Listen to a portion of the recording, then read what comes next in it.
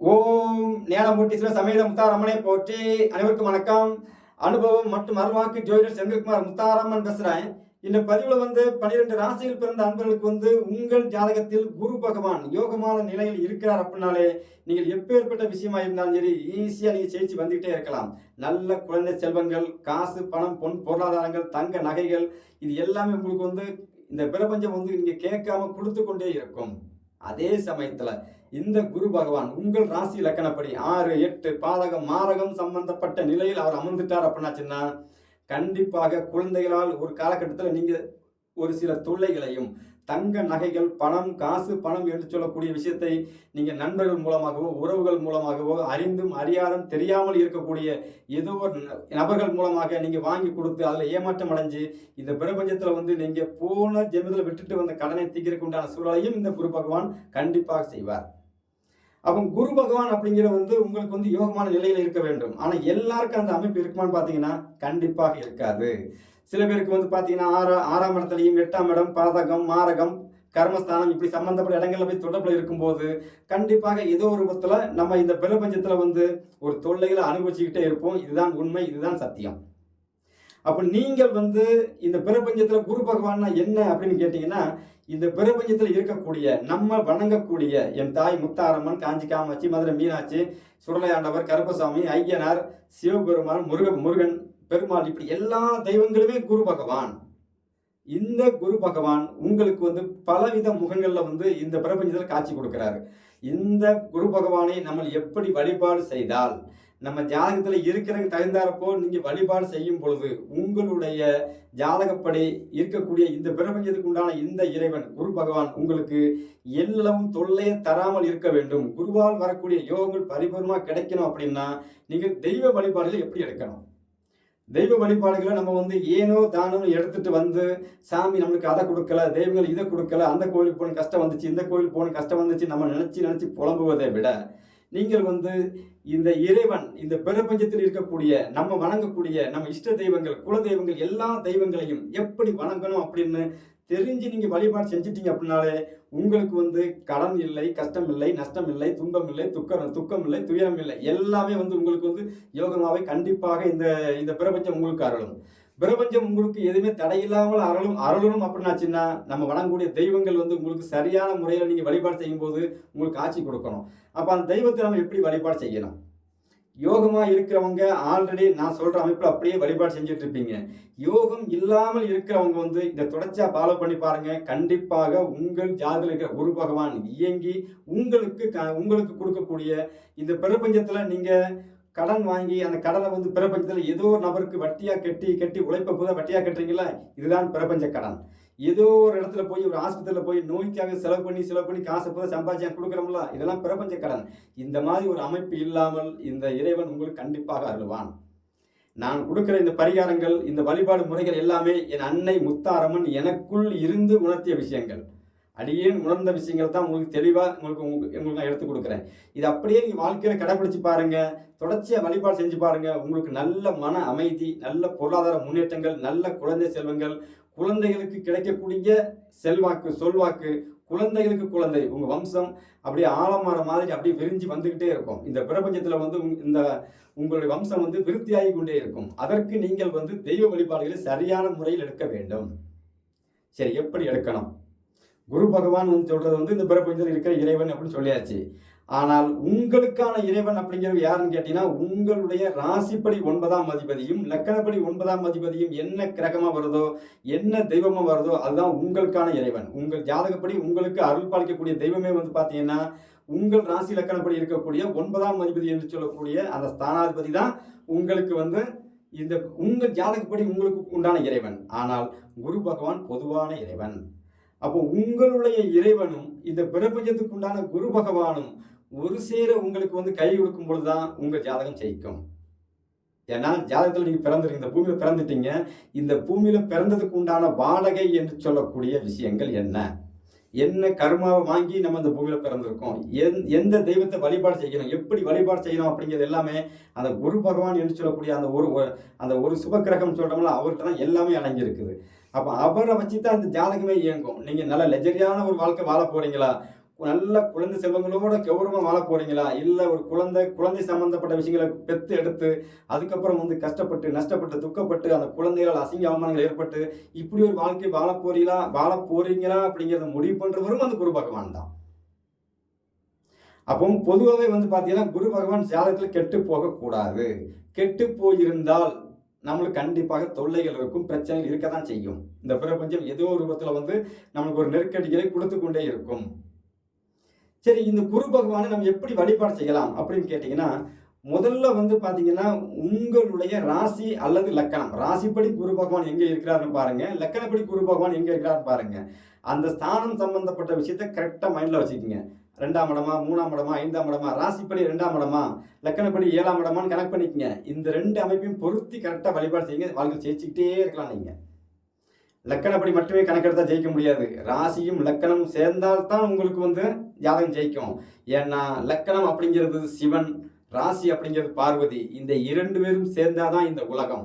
ஆணும் பெண்ணும் இணைந்தாதான் உலகம் அப்படிங்கிற மாதிரி, சிவனும் சக்தியும் சேர்ந்து இயங்கும் போதுதான் இந்த உலகம் இயங்கும் அப்படிங்கிற மாதிரி, லக்கணமும் ராசியும் ஒன்னா சேர்ந்திருந்து செயல்படும் பொழுதுதான் உங்களுக்கு வந்து கிடைக்கக்கூடிய பாக்கியங்கள் பரிபூரணமாக கிடைக்கும். அப்போ உங்கள் ஜாதகத்துல வந்து லக்கணத்திலே அல்லது ராசியிலேயே குரு பகவான் இருக்கிறார் அப்படின்னாச்சுன்னா, நீங்கள் தெய்வங்களை எப்படி வழிபாடு செய்ய வேண்டும்? பொதுவாகவே நீங்க எந்த தெய்வத்தை வழிபாடு செஞ்சாலும் சரி, இஷ்டப்பட்டு வழிபாடு செய்யக்கூடிய எந்த தெய்வமா இருந்தாலும் சரி, இந்த பிரபஞ்சத்தில் இருக்கக்கூடிய அனைத்து தெய்வங்களும் குரு பகவானே. அந்த குரு பகவானை நீங்கள் எப்படி வழிபாடு செய்ய வேண்டும்? உங்கள் ஜாதகத்துல இந்த பிரபஞ்சத்துக்கு உண்டான இறைவன் லக்கணத்தில் அல்லது ராசியிலே அமர்ந்து இருக்கிறார் அப்படின்னாச்சுன்னா, நீங்கள் எந்த தெய்வத்தை வழிபாடு செய்ய போனாலும் சரி, முதல்ல தெய்வத்தை வழிபாடு செய்யும் போது கோவிலுக்குள்ள போயிட்டீங்கன்னா, அந்த கோவில் கருவறைக்குள் இருக்கக்கூடிய தெய்வத்தின் பாதங்களை நீங்கள் முதல்ல எட்டி பார்த்துட்டு, அப்படித்தான் அதுக்கப்புறம் தான் நீங்க மற்ற தெய்வத்தோட மற்ற திருமுகத்தை உருவத்தை பார்க்கணும். ஏன்னா இறைவன்கிட்ட போய் நீங்கள் வந்து தலை வணங்கி நிற்கும் போதுதான் அந்த இறைவன் உங்களுக்கு அருள்வானே தவிர, தலை நிமிர்ந்து தலைக்கணத்தோடு நிற்கும் பொழுது அங்க இறைவன்கிட்ட அருள் கண்டிப்பா கிடைக்கவே கிடைக்காது. இதை நீங்க முதல்ல தெளிவா வச்சுக்கோங்க.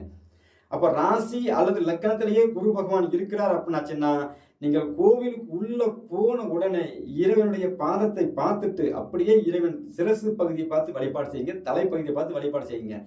ஏன் அப்படின்னு கேட்டீங்கன்னா, இந்த பிரபஞ்சத்துக்கு உண்டான இறைவன் யார் அப்படின்னு கேட்டீங்கன்னா, நீங்க கோவிலுக்கு போய் வழிபாடு செய்ய போறீங்கல்ல, அந்த இறைவனே வந்து பாத்தீங்கன்னா இந்த பிரபஞ்சத்துக்கு உண்டான குரு.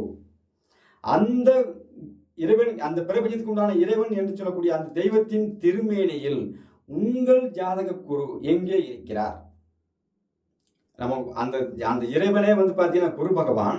அந்த குரு பகவான் திருமேனியில், அந்த இறைவன் திருமேனியில் வந்து உங்கள் ஜாதக குரு லக்கணத்தில் இருக்கிறார் அப்படின்னாச்சுன்னா, இறைவனுடைய திருமேனியில வந்து சிரசு பகுதியில் இருக்கிறார்னு அர்த்தம். அப்போ இறைவன் பாதத்தை பார்த்து வழிபாடு செஞ்சுட்டு அப்படியே இறைவன் சிரசு பகுதியை பார்த்து நீங்க வழிபாடு செய்து உங்களுடைய வேண்டுதலை கேட்கும் பொழுது, குரு அப்படின்னா என்ன அப்படின்னு கேட்டா, நீங்களும் குரு தான். உள்ளே இருக்கக்கூடிய அந்த கடவுள் யார் அப்படின்னு கேட்டீங்கன்னா, அவர் இந்த பிரபஞ்சத்துக்கு உண்டான குரு. அப்போ உங்களுடைய ஜாதகப்படி உங்களுடைய ஜாதகத்துல ராசி லக்கணத்திலே குரு பகவான் இருக்கிறார் அப்படின்னாச்சுன்னா, உங்களுடைய சிரசு பகுதியில் குரு பகவான் இருக்கிறார்னு அர்த்தம். அதே குரு பகவான் இறைவன் திருமேனியில் சிரசு பகுதியில் இருக்கிறார்னு அர்த்தம். அப்போ நீங்கள் வந்து இறைவன் பாதம் பணிந்து விட்டு நீங்கள் வந்து இறைவனுடைய சிரசு பகுதியை பார்த்து உங்கள் அம்மா தாயே அப்படின்னு உங்களுடைய வரங்களை கேட்கும் பொழுது, உங்களுடைய குரு பகவானும், நீங்களே ஒரு குரு, உங்கள் ஜாதக குரு, உங்களுடைய சிரசிலே இருக்கக்கூடிய குரு இறைவனுடைய திருமேனியில இருக்கக்கூடிய அந்த திருமேனியை பார்த்து வழிபாடு செய்யும் பொழுது அந்த பிரபஞ்ச குரு உங்களுக்கு சாதகமாக இயங்கும்.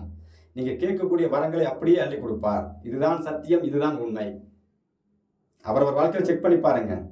சில பேர் வந்து பாத்தீங்கன்னா போன உடனே சாமியை வந்து பாத்தீங்கன்னா அப்படியே தட்டி முடிக்காம பார்ப்பாங்க, முகத்தையே பார்ப்பாங்க. சில பேர் வந்து பாத்தீங்கன்னா அலங்காரத்தை பார்த்துட்டு கை பகுதி, மார்பகம் பகுதி, அடிவயிறு, சரிங்களா, மூட்டு பகுதி, கால் பகுதி, இதையே பார்த்து ரசிச்சுட்டு இருப்பாங்க. அவரவர் ஜாதகத்துல குரு பகவான் எப்படி இருக்கிறாரோ அதுக்கு தகுந்தாற் போலதான் கோவில்ல போய் நீங்க நின்ன உடனே உங்கள் கண் பார்வை அந்த தெய்வத்தின் திருமேனியில அதை நோக்கித்தான் நகருமே தவிர, நீங்கள் போய் போன உடனே நாங்க தெய்வத்தை முகத்தை பார்த்து கும்பிட்டோம் அப்படின்னு நீங்க சொல்லவே முடியாது.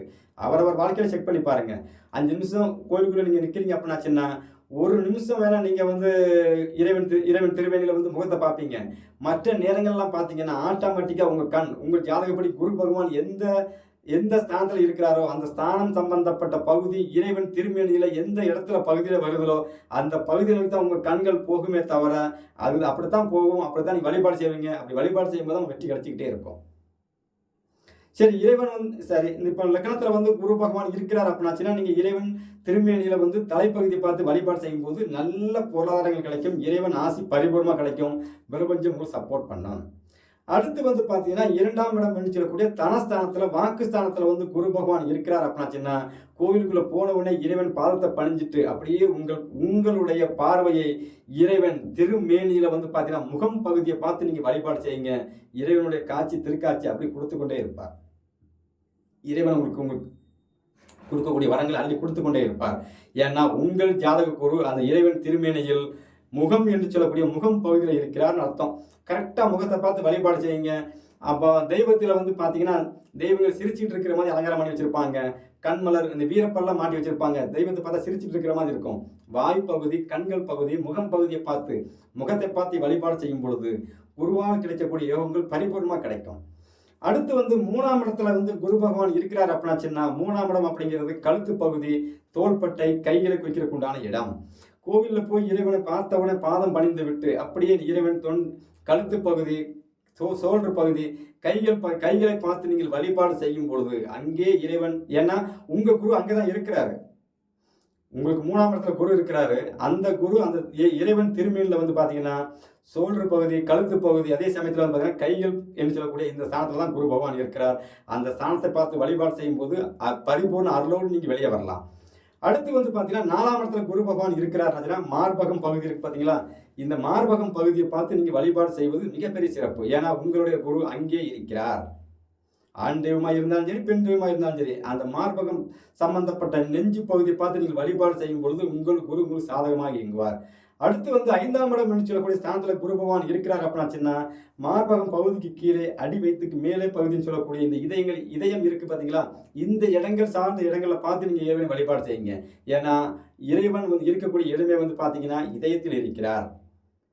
அந்த இறைவன் திருமேனியில உங்களுடைய குரு இருக்கக்கூடிய ஸ்தானம் வந்து இறைவனுடைய திருமேனியில உங்கள் குரு இருக்கக்கூடிய ஸ்தானம் வந்து பார்த்தீங்கன்னா அந்த திருமேனில வந்து இதயம் பகுதியில் இருக்கிறார். அதை பார்த்து வழிபாடு செய்யும் போது நல்ல பொருளாதார முன்னேற்றங்கள் இருக்கும். அருளோடு வெளியே வரலாம் நீங்க. அடுத்து வந்து 6ஆம் இடம் என்று சொல்லக்கூடிய மறைவு ஸ்தானத்துல போய் குரு பகவான் இருக்கிறார் அப்படின்னாச்சுன்னா எந்த தெய்வத்தை வழிபாடு செஞ்சாலும் சரி, கோயிலுக்குள்ள போய் வழிபாடு செய்யும் பொழுது இறைவன் பாதம் பணிந்து விட்டு, முதல்ல பாதத்தை பணிஞ்சிடணும், சரிங்களா? பாதம் பணிந்து விட்டு அதுக்கப்புறம் வந்து பார்த்தீங்கன்னா இறைவனுடைய அடி வயிறை பார்த்து நீங்கள் வழிபாடு செய்ய வேண்டும். ஏன்னா 6ஆம் இடங்கிறது அடிவயிறு பகுதியில் தான் உங்களுடைய குரு பகவான் இருக்கிறார். நீங்கள் போய் அடிவயிறை பார்த்து வழிபாடு செய்யும் பொழுது இறைவன் உங்களுக்கு காட்சி கொடுப்பான்.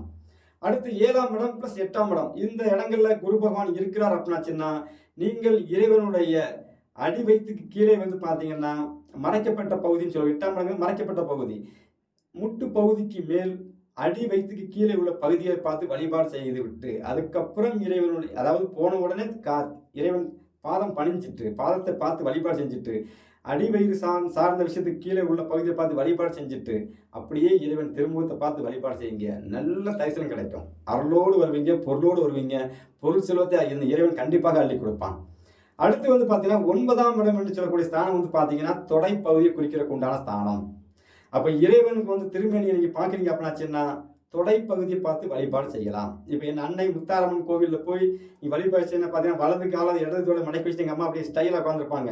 அப்போ அந்த தொடை பகுதியை பார்த்து நீங்கள் வழிபாடு செய்கிறீங்க அப்படின்னாச்சுன்னா உங்களுக்கு வந்து 9ஆம் இடத்துல இருக்க குரு பகவான் வந்து அப்படியே ஓடி வந்து உங்களுக்கு வரம் கொடுப்பார். இதுதான் சத்தியம், இதுதான் உண்மை.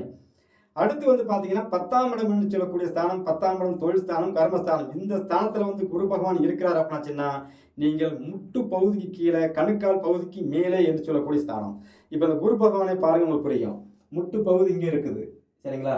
கணுக்கால் பகுதி இங்கே இருக்குது. இந்த இடத்துல தான் 10ஆம் இடத்துல குரு பகவான் இருக்கும் நண்பர்களுக்கு குரு பகவான் அந்த தெய்வம் வந்து அங்கே தான் இருக்கிறார். இந்த பகுதியை பார்த்து வழிபாடு செஞ்சுட்டு தான் இறைவன் திருமேனியை பார்த்து நீங்கள் வழிபாடு செய்யலாம். அடுத்து வந்து பார்த்தீங்கன்னா 12ஆம் இடம் என்று 11ஆம் இடம் என்று சொல்லக்கூடிய ஸ்தானம் வந்து பார்த்தீங்கன்னா கணுக்கால் பகுதியை பார்த்து நீங்கள் வழிபாடு செய்யலாம். 12ஆம் இடம் என்று சொல்லக்கூடிய ஸ்தானம் வந்து கால் பாதம். கால் பாதத்தை பார்த்தே நீங்கள் வழிபாடு செய்யுங்க. இறைவன் திருமேனியில் காலை கெட்டியாக பிடிச்சிக்குங்க. இறைவன் திருமேனியை வந்து ஒருத்தர் வந்து கெட்டியாக பாதத்தை பிடிக்கிறார் அப்படின்னாச்சுன்னா வாழ்க்கையில் அவர் தோக்கவே மாட்டார். எப்பேற்பட்ட கர்மாவாக இருந்தாலும் சரி, உங்கள் பக்தி உண்மையாக இருக்கும் பட்சத்தில், உங்களுடைய பக்தி உண்மையாக இருக்கும் பட்சத்தில், உங்கள் வழிபாடு முறைகள் வந்து கரெக்டாக முறையாக இருக்கும் பட்சத்தில் கண்டிப்பாக இந்த பிரபஞ்சம் உங்களுக்கு நெருக்கடியிலும் கொடுக்காது, கடன் சார்ந்த விஷயத்தையும் உருவாக்காது. உங்களுக்கு கொடுக்கக்கூடிய காசு, பணம், கௌரவம் என்று சொல்லக்கூடிய விஷயத்தை வந்து ஈஸியாக உங்களுக்கு கொடுத்து கொண்டே இருக்கும். இதுதான் சத்தியம், இதுதான் உண்மை. குரு பகவான் 12ஆம் இடத்துல இருக்கிறவங்கள பாருங்க, அடிக்கடி போய் சாமி கும்பிடும்போது வந்து பார்த்தீங்கன்னா கால் பாதத்தையே பார்த்துட்டு இருப்பாங்க. வீட்டிலே பூஜை அறையிலே வந்து பார்த்தீங்கன்னா ராமர் பாதம் வச்சு வழிபாடு செய்கிறது, வீட்டிலே பூஜை அறையில் வந்து சாமி முகத்துக்கெல்லாம் பொட்டு வச்சு வழிபாடு பொட்டு வச்சிருப்பாங்க. ஆனால் கால் பாதத்தை மட்டுமே பார்த்தீங்கன்னா நிறைய பொட்டு வச்சு வழிபாடு செஞ்சுட்டு இருப்பாங்க. இதெல்லாம் அவரவர் ஜாதகம் செக் பண்ணி பாருங்க, சரிங்களா? தெளிவாக இருக்கும். அப்போ உங்களுடைய ஜாதகப்படி குரு பகவான் எந்த ஸ்தானத்தில் இருக்கிறாரோ அது சார்ந்த இடமா பார்த்து இறைவன் திருமேனியை பார்த்து நீங்கள் வழிபாடு செய்யும் பொழுது உங்கள் ஜாதக குருவும் பிரபஞ்சத்தில் இருக்கக்கூடிய இந்த பிரபஞ்ச கடவுளும் சப்போர்ட் பண்ணும்போது உங்கள் ஜாதகம் ஜெயிக்கும். ஜாதகராகி நீங்கள் ஜெயிப்பீங்க. ஏன்னா நீங்களும் ஒரு குரு பகவான். அவரவர் வாழ்க்கையை நீங்க செக் பண்ணி பாருங்க, தெளிவா இருக்கும். அப்படியே ஏன் இதை நான் சொல்றேன் அப்படின்னாச்சுன்னா, முதல்ல வழிபாடு நம்ம எப்படி செய்யணும்னு தெரிஞ்சுக்கணும்ல. தெரிஞ்சு வழிபாடு செய்யும் போது தான் இறைவன் நம்மளுக்கு வரம் கொடுக்குறாரா கொடுக்கலையாங்கிற தெரியும். நம்ம போனோம், இது பத்தி பார்த்தோம், சூடம் பத்தியும் சாமி பார்த்தோம், வழிபாடு செஞ்சோம், சுற்றி கும்பிட்டோம் அப்படின்னு சொல்லி நம்ம ஏனோதான் வரும்போது குரு பகவானுங்கிற ஜாதகப்படி ஏனோதான் தானே அவர் வேலை செய்வார். ஏன்னா பிரபஞ்சத்தை நம்மளோட கனெக்ட் பண்ணணும். முதல்ல நீங்கள் நம்ம இந்த பூமியில் ஜனனம் பண்ணியாச்சு. இந்த பிரபஞ்சத்தோட நீங்கள் ஒன்றி வாழும்போது தான், பிரபஞ்சத்தோட நீங்கள் ஒன்றி இயற்கையோடு ஒன்றி வாழும்போது தான் இந்த பிரபஞ்சம் உங்களுக்கு சப்போர்ட் பண்ணுவே தவிர, நீ என்ன சொல்றது நான் என்ன கேட்கறது அப்படின்னாச்சுன்னா, அப்போ தெய்வம் என்ன பண்ணும்? நீ வந்தாலப்பா உன் கடமை என்ன சுற்றி பார்த்துட்டு போகிறதானே, சுற்றி பார்த்துட்டு போயிட்டே இரு, நான் என்ன செய்ய முடியும், உனக்கு வந்த விதிக்கு நான் என்ன செய்ய முடியும் அப்படின்னு தான் இருக்குமே தவிர அது பலனை கொடுக்காது. அவரவர் ஜாதகப்படி குரு பகவான் எந்தெந்த ராசியில் இருக்கிறார், அது அந்த ராசியின் தன்மை, அந்த ராசி இறைவன் திருமேனியில எந்த பகுதியாக வருதுன்னு தெரிஞ்சு கரெக்டாக போய் நீங்கள் வழிபாடு செஞ்சீங்க அப்படின்னாச்சுன்னா சத்தியமாக உங்கள் வாழ்க்கையில் நீங்கள் தோக்கவே மாட்டீங்க, ஜெயிச்சுக்கிட்டே இருப்பீங்க. இது அன்னையின் முத்தாரமும் எனக்குள்ள இருந்து உணர்ந்த விஷயம் தான். ஏன் அப்படின்னு கொஞ்சம் ஆழமாக யோசிச்சு பார்த்தீங்கன்னா உங்களுக்கு தெளிவாக புரிஞ்சிடும். ஏன்னா குரு அப்படின்னா நம்மளை படைச்ச இறைவனும் குரு தான், சரிங்களா? நம்ம வணங்கக்கூடிய தெய்வங்களும் குரு தான். உங்கள் அப்பாவும் குரு தான், உங்கள் அம்மாவும் குரு தான், நீங்களும் குரு தான். உங்கள் ஜாதகராகி நீங்களே குரு, உங்கள் குழந்தையும் குரு. ஆடு, மாடு, ஜீவராசிகள், மரம், செடி, உயிருள்ள அனைத்து பொருட்களும் குரு பகவானையே சேரும். அப்போ நீங்கள் இயற்கையோடு ஒன்றும் போது தான் இந்த பிரபஞ்சம் உங்களுக்கு சப்போர்ட் பண்ணி உங்கள் வாழ்க்கையில் வந்து அடுத்த ஸ்டெப்பு கூட்டு போகுமே தவிர, இயற்கையை விட்டு நீங்கள் விலகி நிற்கும் பொழுது இந்த இயற்கை சப்போர்ட் பண்ணாது. இதுதான் உண்மை. யார் ஒருவர் சரியாக வழிபாடு செஞ்சுருக்கான்னு பாருங்க. சில பேர் ஜாதகம் யோகமாக இருக்கும், அப்படியே போன உடனே பார்த்தேனே அப்படியே இறைவன் கழுத்து பகுதி, இறைவன் குரு பகவான் 3ஆம் இடத்துல இருப்பார், அப்படியே இறைவன் கழுத்து பகுதி, கைப்பகுதி பார்த்து இறைவன் திரும்பி இப்படி வச்சிருப்பாருன்னா கையை பார்த்தே வழிபாடு செஞ்சுட்டு வருவாங்க. முகத்தை பார்ப்பாங்க, ஒரு 2 செகண்ட் பார்த்துட்டு கையை பார்த்தா இவங்க பார்த்துட்டு இருப்பாங்க. அவங்களாம் வாழ்க்கை ஜெயிச்சுக்கிட்டே இருப்பாங்க. இதுதான் சத்தியம். அவரோட வாழ்க்கை செக் பண்ணி பாருங்க, சரிங்களா? தொடர்ச்சி அந்த வழிபாடு முறையை இப்படி எடுத்து பாருங்க, வாழ்க்கை ஜெயிச்சுக்கிட்டே இருக்கலாம். நான் எடுக்கிறேன், சரிங்களா? என் அண்ணன் முத்தாரம்மன் திருக்கோயிலுக்கு போனால் நான் என்னுடைய குரு பகவான் எங்கே இருக்கிறாரோ அவர் குரு பகவான் இருந்த இடத்துல இருந்து அவர் பார்க்கும் ஸ்தானங்கள் என்ன, அதை அறிஞ்சு அதுக்கு தகுந்தாப்போ தான் நான் வழிபாடு முறை எடுத்துகிட்டு இருக்கிறேன். எனக்கு ஒரு குறையும் இல்லை. என் அண்ணன் முத்தாரம்மன் எனக்கு சிறப்பாக கொடுத்துக்கிட்டே இருக்கிறாங்க. இதை வச்சு தான் உங்களுக்கு நான் பரிகாரம் கொடுத்துட்டு இருக்கிறேன். என் அண்ணன் எனக்குள் இருந்து உணர்த்திய விஷயம் இதுதான், சரிங்களா? எல்லோருக்கும் என் தாய் முத்தாரம்மன் அருள் பரிவுமா கிடைக்கட்டும். நன்றி, வணக்கம்.